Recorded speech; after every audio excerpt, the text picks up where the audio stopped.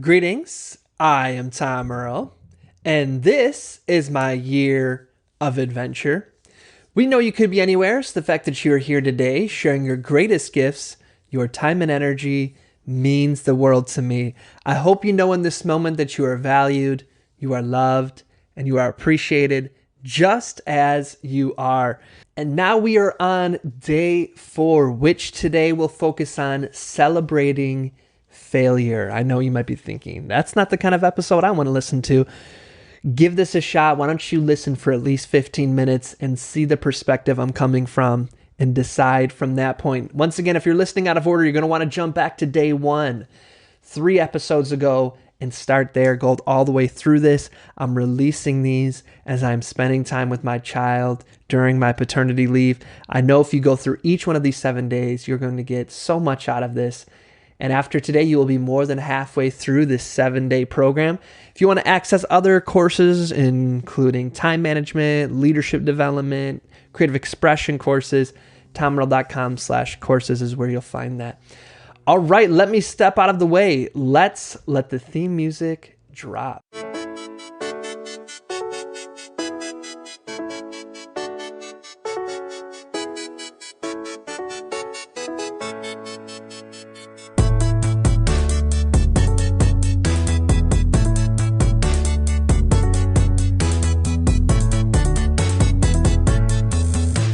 Greetings, I am Tom Earl. It's a pleasure and an honor to have you here. Welcome to day 4 of manifesting your adventure. We know you could be anywhere, so the fact that you have joined us here at the Celebration Academy means the absolute world to us. It truly does. Every day I'm thinking of new ways that I can be of service to you, and I'm making prayers and intentions that hopefully there's one thing every single class that you hear that transforms the way you look at yourself and your place in this world. My friends, guess what? During halfway through class 3, you were halfway through this epic 7-day journey. And I want to commend you. I want to salute you. I want to throw an air high five your way in that you are an amazing person. And I'm not just saying that. I know I say amazing and awesome all the time because they're great words. I'm saying that because there's a lot of people who sign up for these classes, they set the intention, and then a week goes by, a month goes by, a year goes by. And this is not to say that we're judging this person, but rather we're saying it to celebrate you because you're the kind of person, you are at that place in your life where when you have an intention to improve your life, when you are looking to manifest your adventure, you follow through on that intention. And I don't want you to take that lightly. I really want you to embrace, and I hope you're feeling the self-love and affirmation of the fact that you are on day 4, that this was a commitment that you have seen through. Whether you're listening to this actually on day 4, or you're an overachiever, you listen to it on day 2, or some things got in the way and you listened to the rhythm of life, and you, instead of listening to this on day 4, maybe you listened to it 4 weeks later because that was the rhythm of your life at that moment. And I want to commend you for listening to the pulse of what's going on in your life, and rather than trying to force it, rather than trying to listen to prove something, that this is a journey of constant and continual incremental self-improvement and finding what is the path of least resistance. What is the downstream? I like this question I heard asked is to say, what would this look like if I was to do it in the easy way? If I was to push the easy button? And I hope that listening to this has been that, because often that is where we find our greatest inspiration and creativity. Well, that's enough of me talking without us breathing, without us doing our ritual to align our breath, our energy, and our intentions. We do this every single time, whether I'm in person with somebody or it's like this, because it's such a powerful opportunity to really infuse our moment with intentionality and joy and a smile. So you already know, you're a pro at this. What we're going to do is on the count of 3, we're going to breathe in through our nose, and I want you to reach, think, or stretch up.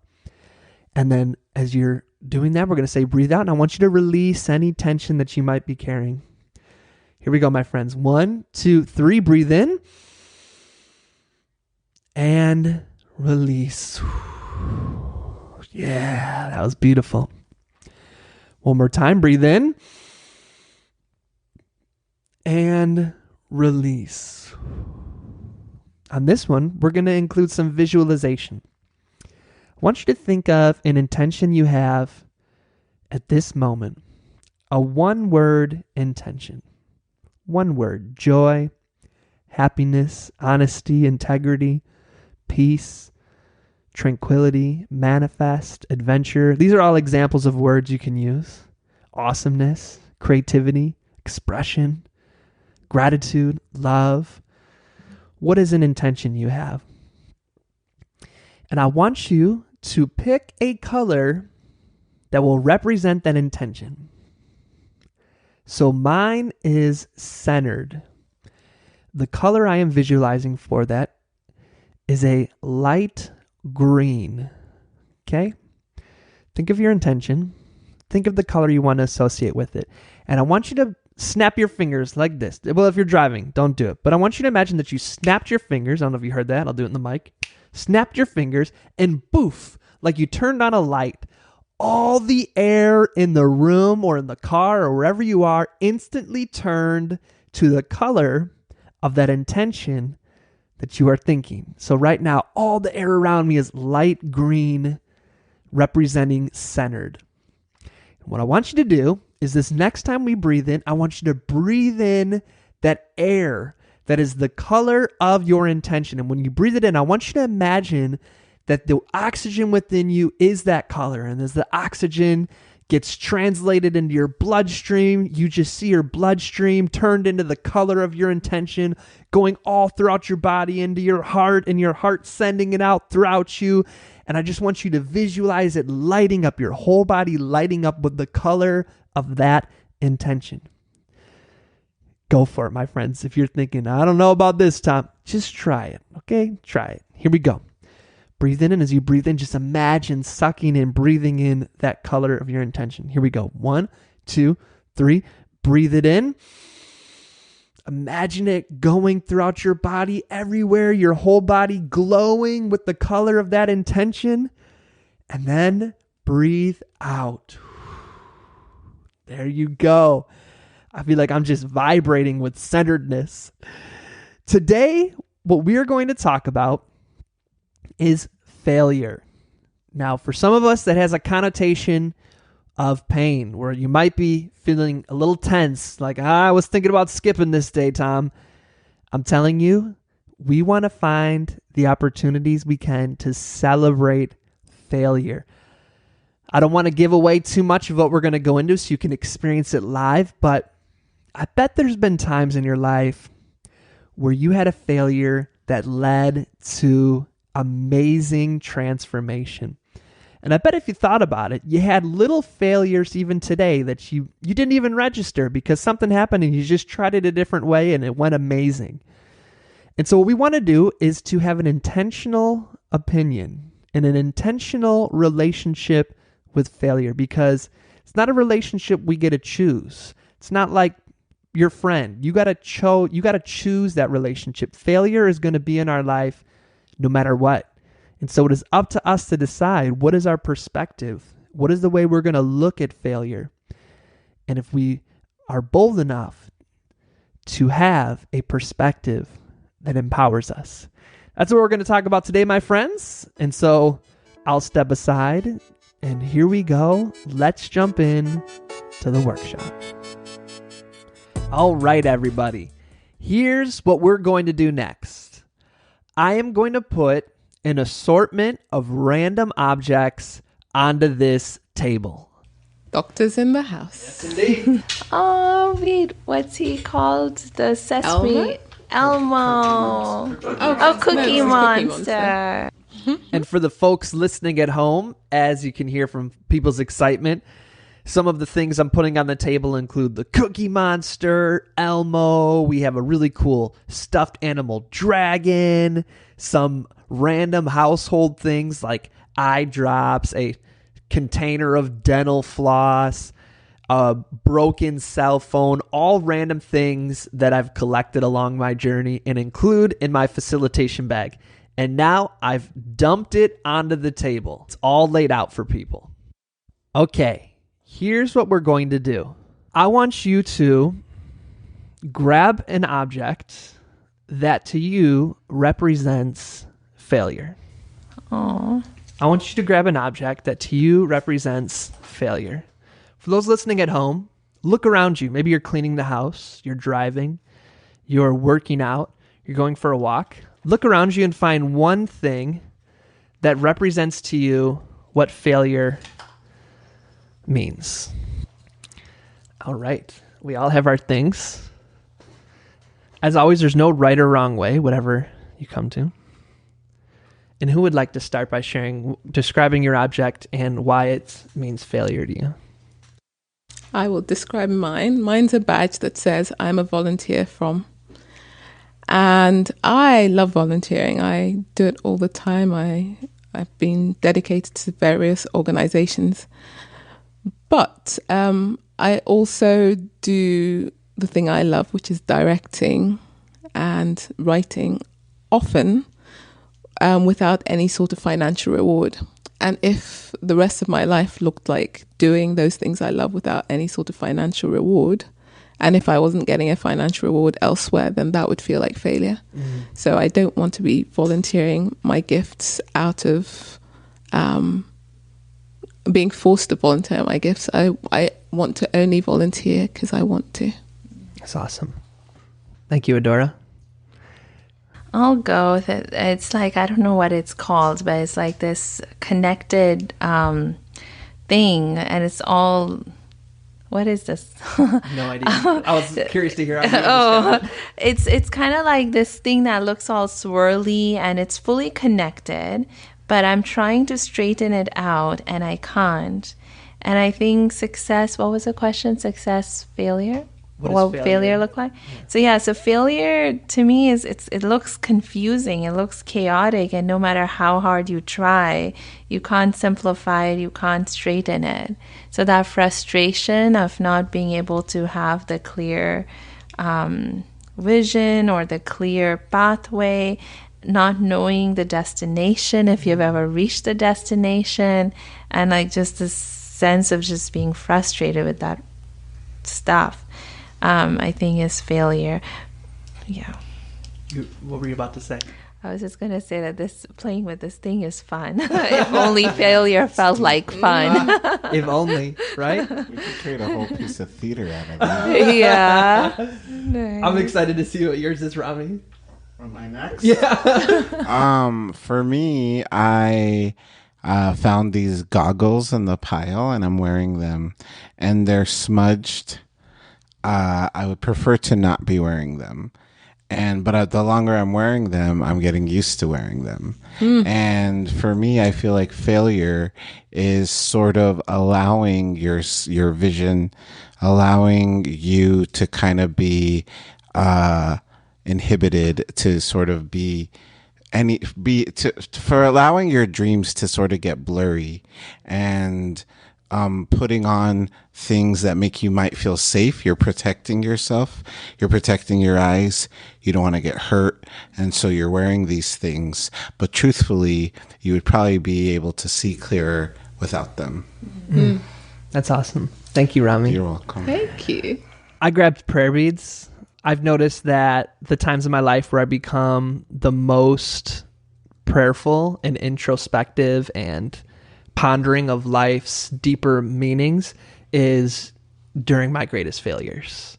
That's really when I start to be like, what is life? Why am I here?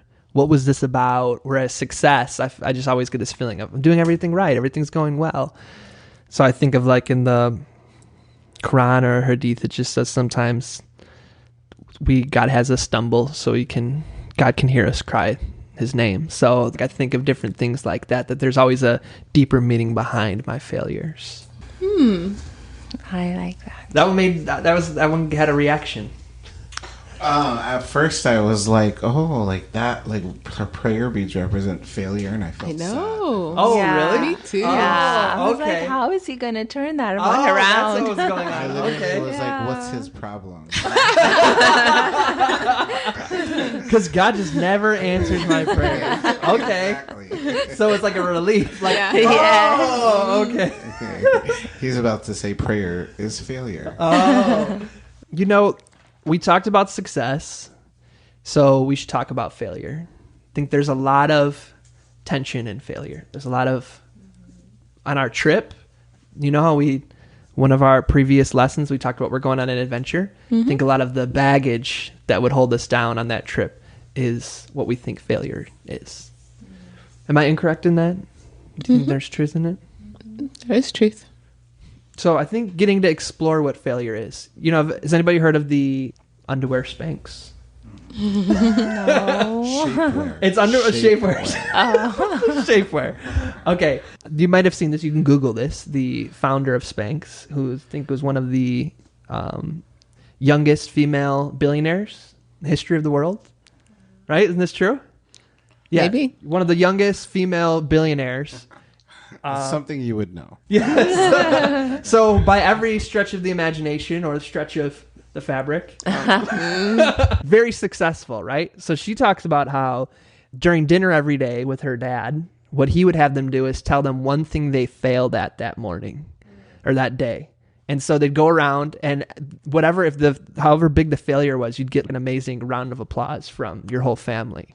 And so every single day they celebrated their failure. So she said she attributes that to much of her success, that she always, whenever she'd fail, it'd get her excited. Like, oh, this is amazing. You know, so I think for me, I've really found that having a healthy relationship with failure is so important to accomplishing your dreams. And there's so many examples that seem to bring something up for you. Yeah, just that idea resonates with me so much, and it is so true, and there are examples, endless examples of it. And yet when I'm in that space of feeling like a failure, somehow it's hard to remember it then. Exactly. And yeah. So I think that's a good segue, is that what we want to do is come up with a belief structure around what is failure. Because oftentimes when we go from our feelings, when failure feels crappy, it feels sometimes shameful, it feels embarrassing, going from the feeling place can keep us in that. But instead, if we go to our core belief that, yes, I'm feeling terrible, but I believe failure is something to be celebrated, getting grounded in our identity of failure, our belief of failure, can give us a pathway out of those feelings. So that's what we want to focus on in this next part. Before we do that, though, let's just take a refresher of how we've built up to this moment. Really, this started with yesterday's workshop on success. We started with 2 truths and 1 lie. That was a lot of fun. Then we talked about what have we been told success is. And we named it, brought self-awareness to ourselves of what have I been taught by my society, my culture, my friends, my family, what success is. And then moved into what does success mean to me through hot potato, hot pig. And started to find that some things we saw was success is, yes, some tangible things like what we talked about for our vision, but also success is values, it's ideas, it's ideals, it's something internal. So we moved into then talking about failure because our beliefs around failure can hold us back if they're not empowering. If every time I fail, I start to feel down and that it's just not worth it, or everybody's laughing at me, or we even have a phrase, I feel like a failure. And if that means is a negative connotation, that's going to always be there hanging over us. What if I fail? That was one of our questions. What would I do if I believed I could not fail? We gave the example of the Spanx founder and how she was taught to celebrate failure. And one thing we've all heard is previously T.H.E mentioned the almost failures, how people like Michael Jordan failed a bunch of times, or Steve Jobs was fired from his own company. Sticky notes. Has anybody ever used a sticky note? Yeah. So sticky notes were actually invented to not be able to tear off. They were supposed to be able to stick as hard as glue can. and did not come off. And so it was actually a failure. And when they first invented it, it was deemed a failure. So they threw it to the side. And then a new director of that company came and went to the person who created it and said, I'm curious about what we can actually do with this. Instead of looking at it as a failure, what do you think are some strengths? One thing they found is that it's nice that if you can make it stick by applying pressure. So you stick it to it and you make it stick by applying pressure. The other is that you can actually tear it off, but it won't come off on its own. You tear it off. And when you tear it off, it doesn't leave a mark on the wall. They're like, what if we try to do something with this? And they marketed it and became sticky notes, and there's sticky note art, there's sticky note phenomenons. I mean, for some people, I don't know what they do without sticky notes. And that was actually a failure. And I think if we really think about it, we've probably all heard stories like this of times where a failure what turned into a success. But what I'm most curious to know is, what were times like that in your life? So what I'd like you to do is write down 3 times a failure led to something wonderful. 3 times? 3 times. A failure led to something wonderful. And so as you're listening along with us, I want you to think of, what were 3 times a failure led to something wonderful? Could be something big, could be a little failure, could be something that during it didn't seem like it would lead to something wonderful, but in retrospect, you realize, if that didn't happen in my life, I wouldn't be where I am right now. Was it a failure in a relationship? Was it in business? Was it when you were younger? Something that happened this week? Anytime in your life, what were 3 times a failure led to something wonderful?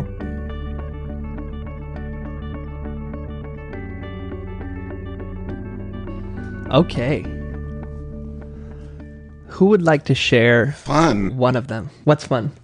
It wasn't. I was actually being facetious, but I'll talk about it.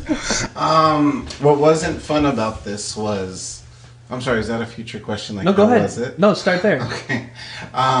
It's not fun to think about your failures and to think about all the sadness and frustration and hurt feelings that that surrounded that.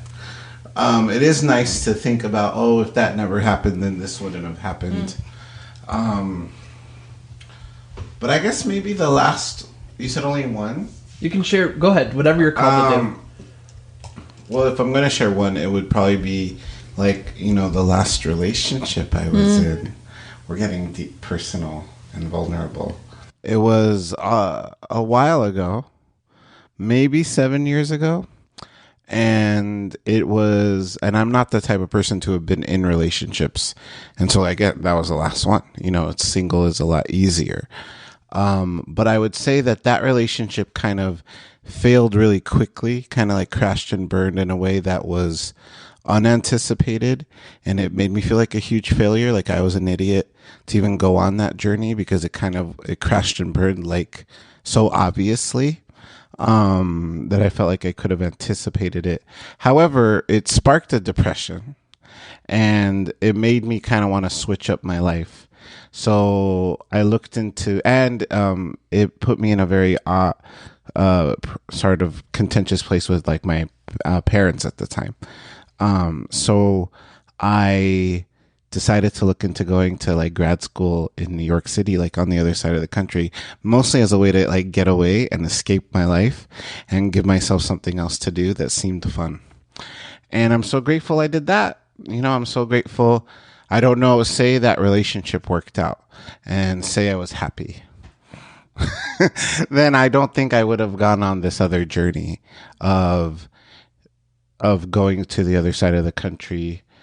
I mean, that can be unpacked. That's escaping, that's running away from your problems. And it's not like the problems were gone after that. But I would say if I wasn't in that sort of place of wanting an escape, I probably wouldn't have made this decision to really invest in my professional life, which it was a good distraction from my personal life. 7 years later, I can invest now more maybe in my personal life. It's awesome. Can we show Rami some love? For sure. Thank you, Rami. We appreciate you being personal and vulnerable. No, thank you. You're welcome. Who would like to share next? I have a few that are like that. My first one's easy, and it was just a tiny bit of disappointment followed by great things. When Tom Earl didn't show up to our very first date at all, I was there. 20 minutes late. At all while I was there. I was already home by the time he turned up, and it turned out to be 20 minutes late. But go ahead. This is your turned story. out to be a My great jaw great is thing. on the floor. My second one was, maybe 15 years ago. I was up for the job of secretary at the BBC, and it was going to be my foot into the BBC, just working as a lowly secretary. And I was so excited, and I was like, the job's in the bag, I'm overqualified for this, and I didn't get it. And the person was like, you are just not right to be a secretary at the BBC. You should be trying to direct at the BBC, not be a secretary. I'm like, I just need a foot in. But I went into the bathroom, I cried and cried and cried, and then wiped my tears. And years later, I can absolutely look back and say, yes, they're completely right. I'd probably still be working there, maybe a high up executive, making business decisions, but not any creative ones, most likely, or not me creating. So I think that was good. And then the other one's very similar to Rami's as well, in that there was a guy I crushed on so hard at university. I was convinced we were going to marry and be together, and that he was just the most impressive person ever. But that didn't happen. And the first few years, I was like, but why? It made so much sense. But now I see if I had gotten together with him, I would have spent all my life following him around, because he's one of these alpha high achievers, and I'd be supporting his career and in his shadow and completely subsumed, and wouldn't have any chance to have come here at all. Wonderful. Can we show Dora some love? I mean, I can share all, but I don't know how much you want me to share. Well, the very first one that came to mind was actually in terms of my professional, like in a facilitation capacity. And, I love what I do, and I really want to be my best in creating that safe space and moving the conversation forward and all of it. And in that moment when it didn't happen and when I kind of froze, it felt really bad. Like it felt like I was not doing the thing that I know I'm supposed to be doing. But the cool part about it was a session or two later, there were at least 4 or 5 people who spoke about that very moment where I felt I had failed. And it was like a transformative thing for them. Like that's the moment from the whole time that they took out and walked away with and found real meaning in. And so that was really grateful. I mean, not grateful. I was really grateful that sometimes, because I was willing to see beyond just how I was feeling or thinking, others actually got a lot out of it. So that was neat. There was this time when I was still working I used to work on a college campus. And I've always been that one person, that everyone thinks is the nicest, and people are like, do you ever get mad? And so with this particular student, she like literally called me incompetent and did this whole like complaint against me. And she thought I was incompetent and my supervisor was like deceitful. So I was like, okay, I'll take incompetent over deceitful. That was, of course, just her perception. But in that moment, like, I remember feeling really frustrated and angry and justified and like, what does she think and this and that. And what I really remember and appreciate about that tension is I just owned it. Like, in the meeting where I was supposed to respond to her and explain my side, I went to my supervisor ahead of time and told him whatever I needed to tell him. And in that space, I just held my ground and said, I have nothing to say to someone who doesn't trust me. And that was it. I didn't take So I found my own power to kind of honor myself in that way when I was really pushed and questioned. I mean, my integrity was questioned. So that was pretty powerful. And the other one that's coming to mind is just based on Rami and Adora's share. There was a proposal, and everyone was excited and happy, and I thought it was really going to go somewhere. And he ended up saying no. And I remember when I hung up the phone, because it was over the phone, my first reaction was, "Thank you, God." And I wasn't like madly in love with him, but I was definitely like way ahead in terms of, okay, we're getting married. I'm moving to Seattle. I'm I told my job people everything. And, but that was my first reaction. Looking back at it now, it would have been kind of like you, where I would have lost myself somehow, because I didn't know at that time, I didn't value myself the same way that I do now. So I'm very grateful, not only for him saying no, but for me just intuitively not understanding it, but knowing that it was an opportunity to say thank you, God. That's awesome. So Can we show T.H.E some? I'm sorry. Go ahead. Love. What a loser. He's lost completely. That's a big loss. One of the ones I have is that the place I moved to Florida for in search of watermelons ended up being this amazing experience. Amazing. The community, I've never had a community where I felt so safe. I think it really allowed me to explore who am I. It's where I converted to Islam and just really got to be who I am. I loved the work. It's where I learned facilitation, which is now one of my purposes in life. And I did AmeriCorps Vista, so I volunteered in service to America there for 2 years, and kind of had been told there's a possibility you might get to work here. And then my last day came, and there was no funding for the job. I was like, I'll never find somewhere as amazing as this. I've peaked. This was my thriller. I'll never write a song this good. Then I started to apply for jobs, and it was a job where I had been at every single high school in the 2 counties, and where I had networked with maybe 50 to 60 nonprofits. So everybody knew me, and I was like, well, then I'll get a job for sure. And I applied to all the places I worked at, and there's just nothing. I heard nothing back. And so I was like, you know what then? I'm going to LA. yeah. And just packed up my car again. I set up a poetry tour between Florida and LA to pay for the trip, where I'd stop every night. They'd fill up my gas tank, give me a place to stay and something to eat. And my last show was in LA. And here I am. And I know if I would have got hired there, I probably wouldn't have left. Would have just stayed there. And all of this would have never happened. Every single person at this table, ooh, I'm getting goosebumps. I was like, wow, every person here. So, that to me was that was a triumph. A failure that turned into a triumph. The road you didn't take. Exactly. Yeah. What's kind of bubbling to the surface of what failure means for your life? I kept thinking of more and more things that at the time just seemed horrible.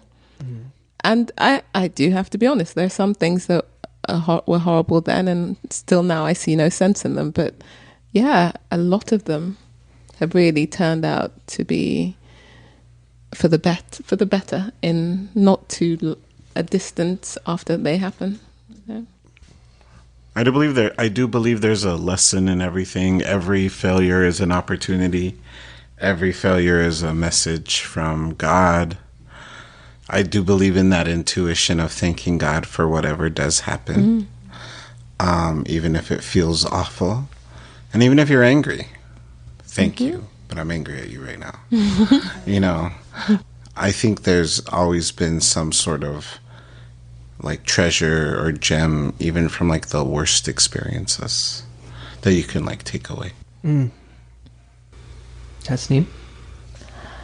I mean, I'm agreeing. In this moment, reflecting back on the failures, I'm like, yay, grateful. But again, going back to when I'm actually in that space, or even now, right? When the doubts or the fears or that sense of, oh, I'm not doing well or I'm not there yet. Like when those things come up, it's still, it's hard to tap into the gratitude in those moments.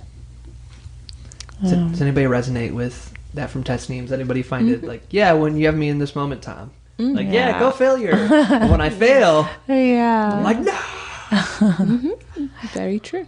I definitely, yes, I agree, but I definitely always try to like see all the good things I have.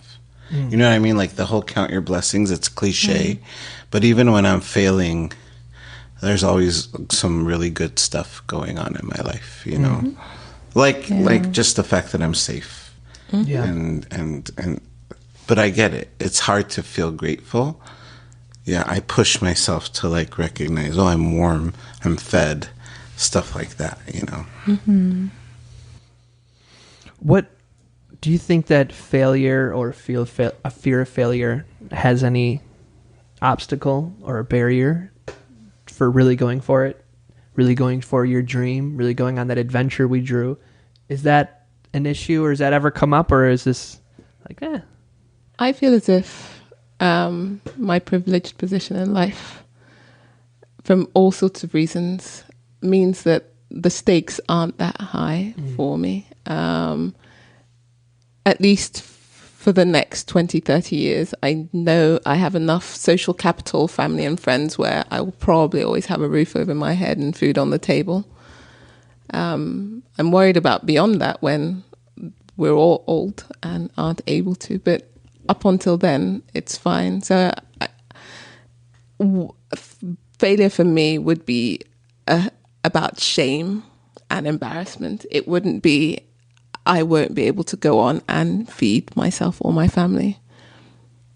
I think that's for me too. A lot of the failure that I fear is the ridicule or the being laughed at or cyberbullying or something like that. You know what I mean? More than becoming homeless or dying.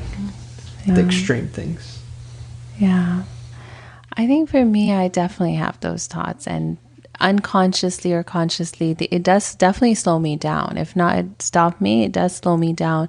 But I think my biggest fear is living off purpose, not being true to who I am. And in that sense, that fear of failure, that failure of not being true to who I am is much bigger than any other fear.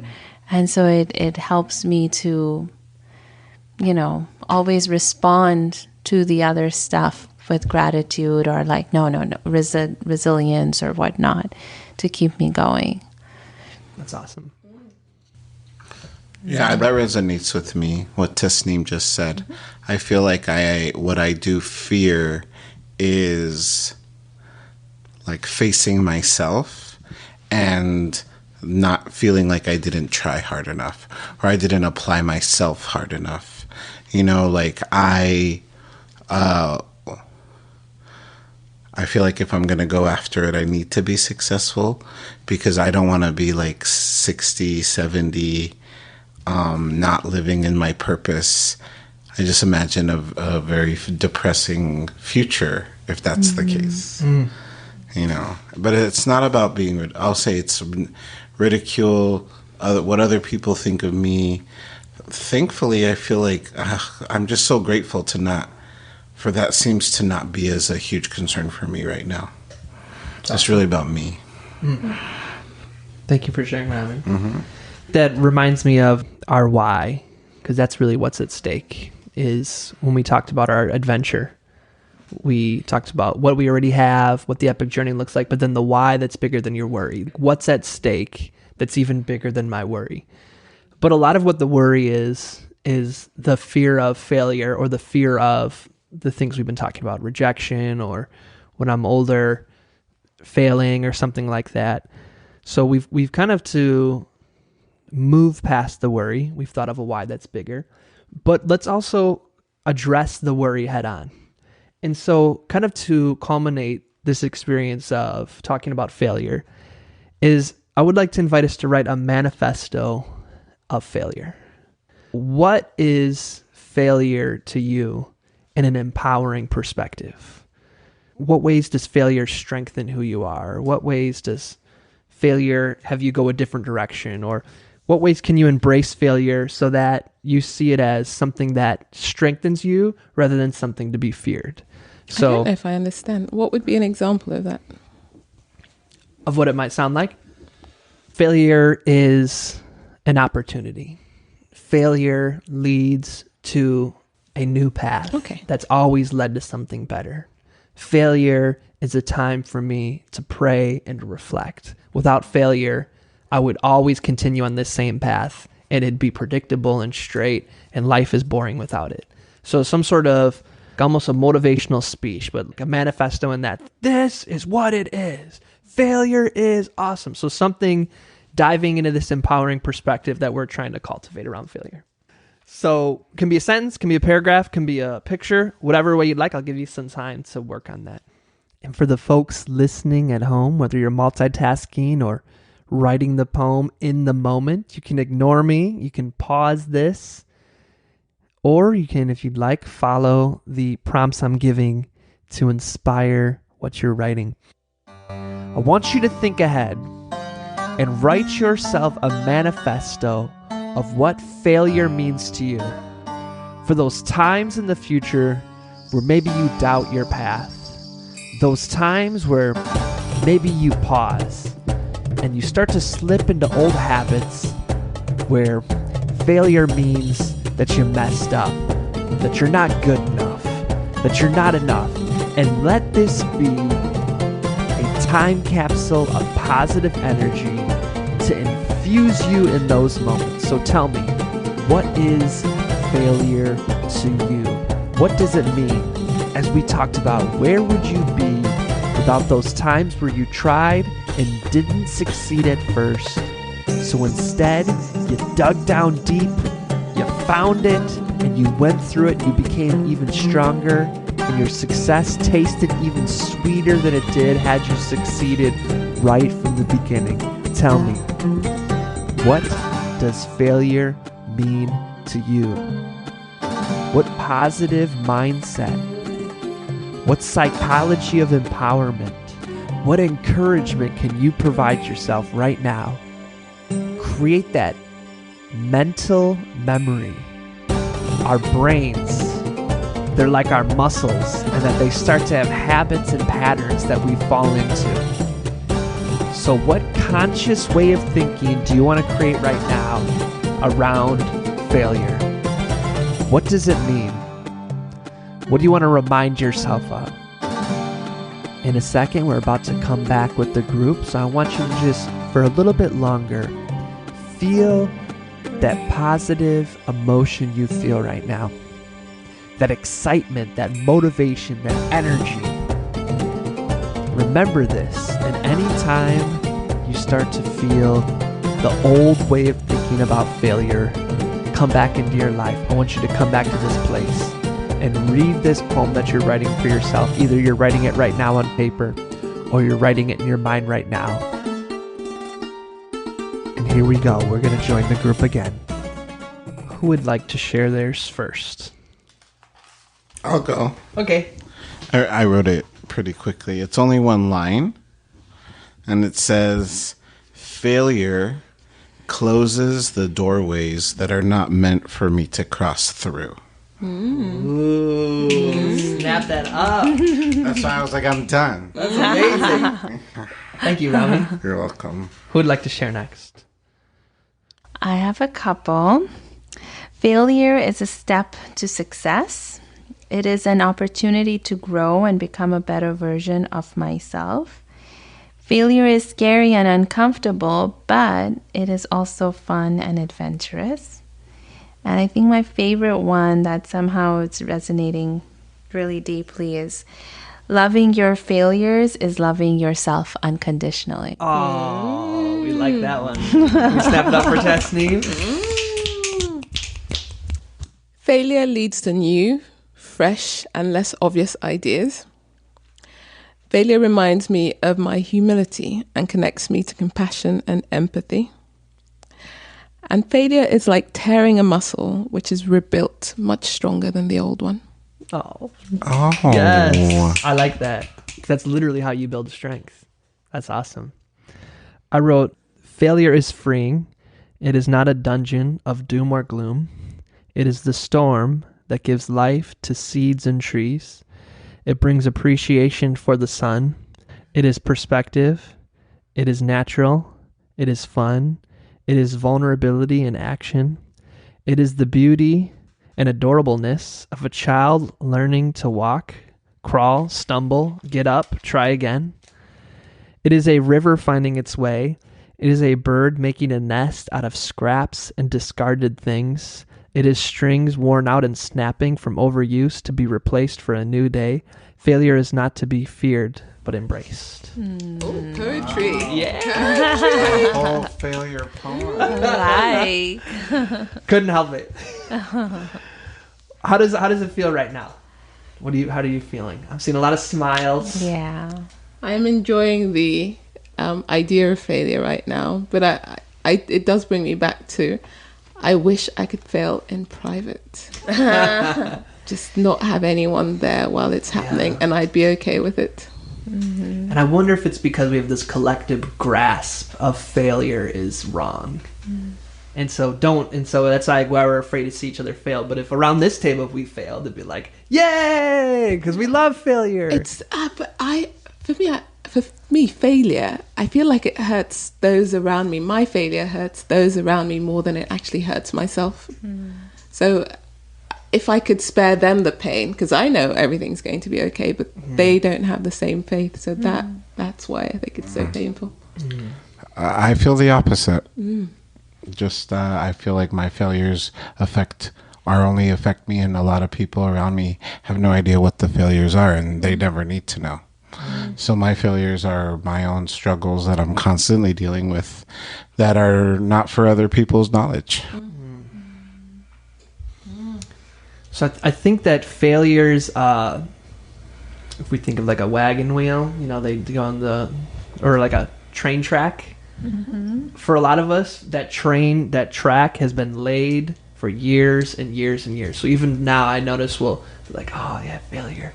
But what about this? And then like the smiles will be gone. So I think that this is the one I would just invite us to practice. And when we talk about forming habits around visualization, we'll have some habits around celebrating failure. Because I think it's a tough one. That we feel that excitement that failure is something that can be celebrated. And we've heard the sticky note story and the Steve Jobs story. Oh, but then once you're in it, it's something that can be lost quickly. And once again, failure feels something embarrassing and it sucks. So I think just whenever we can, just trying to practice that attitude of gratitude around failure or this manifesto. So I encourage coming back to this and reading this, because if we just go off how we're feeling around failure, then it's hard to get out of there. But if you have an identity around failure, that for me, my belief, my identity is that failure is something to celebrate. Failure is an opportunity. All these things we wrote, then we can come back and get grounded in that when we move forward. So we'll definitely include that in our practices. Tasneem, any last thoughts? Nothing burning. Sitting with it. Okay, wonderful. So today we've talked about success and failure, because they're necessary conversations to have if we're going to go on an epic journey of stupendous adventure. How we want to conclude today is we're going to pull out another friend. This one's Dreaming Dragon. Oh. Not a doctor. Yay. They're all doctors so that we don't have to use any gender descriptors, because I haven't been able to ask them their gender pronouns. So we just say doctor. That's really the reason for the doctor. This is Dreaming Dragon. So I want you to hang out. We're going to go around. You can hold Dreaming Dragon and just share anything that's coming up for you around dreaming as big as a blue dragon flying around. Aww. So really go into nothing holding you back. Any thoughts coming up around your dreams, your hopes, around failure, success, anything you want to use to take us home. We'll start over here with Tasneem. I'm flying. In this moment, it's just feeling like, yeah, it's possible. It's possible. I'm on my way. The journey has already begun, is just the next level, right? So I'm feeling hopeful. I'm feeling grateful, and I'm ready to embrace the journey with the turns and the twists and the ups and the downs, and remember that loving my failures is loving myself unconditionally. That's awesome. Thank you, Dreaming Dragon. Similar to what Tasneem was saying, it's about staying in that place of hope and optimism. And what you were saying about the wagon wheels, which happens to be a chocolatey, marshmallowy dessert where I used to live. But in this instance, yes, it's so easy to leave that place of hope and optimism and go to a place of safety, which is kind of terrible things about to happen. And if you stay here and you don't expect great things, you won't hurt yourself, and it's fine. But I will join Dreaming Dragon and always try and remind myself to fly and stay away from the safe and shallow ground. Woohoo. What's up, Dreaming Dragon? I have been thinking, not to make it too cliche, but this conversation about failures and loving them makes me think of this like Rumi poem about this being human is a guest house where, you know, you entertain all your visitors, whether it's like sadness or lament or joy or illness. You have to entertain them all because that's all what makes you human. And sometimes the really awful guests are the ones that clear you out so you could be open to the beautiful guests that come. It's wonderful. Thank you, Rami. And I'm thinking of how to really achieve greatness, you have to start with the imagination. That if I can't imagine it, if I can't let that creativity fly unbound rather than held down by all these different things I've been taught and stuff, that I'll never be able to have a dream as amazing and as unimaginable as a flying blue dragon. So that's what that inspires for me, is just to continually free my imagination to create those visions and hopes. Can we snap it up for ourselves? And for Really Dreaming appreciate- Dragon. Yes. Yes. Thank you, everybody, so much. Appreciate y'all being here. Thank you. Thank you, Tom. Thank you. Thank Love you. it. And thank you to everyone listening along with us here today. This has truly been a powerful workshop. Oftentimes we have intentional conversations on success, but we rarely take time to have a truly purposeful conversation on failure.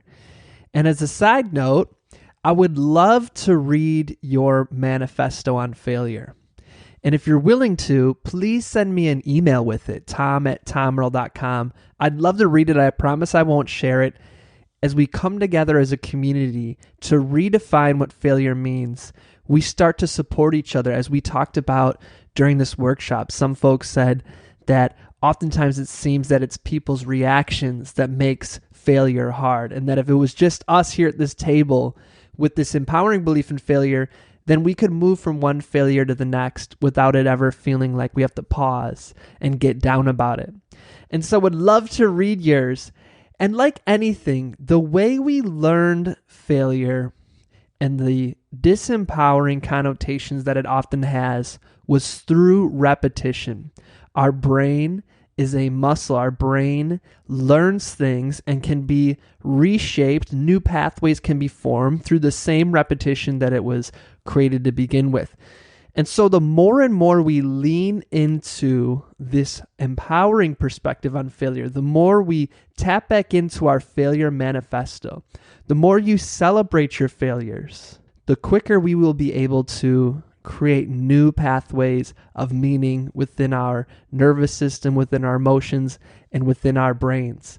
And like the Spanx example we gave, when we create an empowering meaning for failure, then it doesn't hold us back. Instead, we can celebrate it, and we will become emboldened, and we will become courageous and moving forward on our epic adventure rather than a lot of times holding ourselves back from fear of what failure will mean. Tomorrow, we're going to come back together and talk about, this is one of my favorite workshops of this series, we're going to talk about what is your vision of a perfect day for both your professional life and your personal life. Now that we've built the foundation over these past 4 days, we're really going to have a lot of fun tomorrow. And so I'm looking forward to you joining us. I am hoping that you are thinking of something you are grateful for, that you are taking care of yourself. If you haven't already, take a big glass of water, breathe deeply, show yourself some love and care, for you are amazing and you are powerful. As always, wishing you peace and blessings. See you tomorrow. Hey, Tom Earl here again. Just want to thank you so much for listening to this episode of The Celebration. Your support, your energy means the world to me. Hey, if you have 2 seconds, I would be honored if you were to go over to wherever you're listening to your podcast and review this podcast. 5 stars, 1 million stars, somewhere between that range would be very much appreciated. You're the absolute best. I love you. And if you're interested in more courses that I have to offer, just head to tomearl.com/courses and you can sign up for 30 days free to our online school. You're the best, my friends. Looking forward to you joining us next week. All right. Peace and blessings. One more thing. I'd love to continue the conversation. Feel free to join me at tomearl.com/join. Subscribe below, or let's connect on social media. Tom Earl Artist. Thanks again for watching.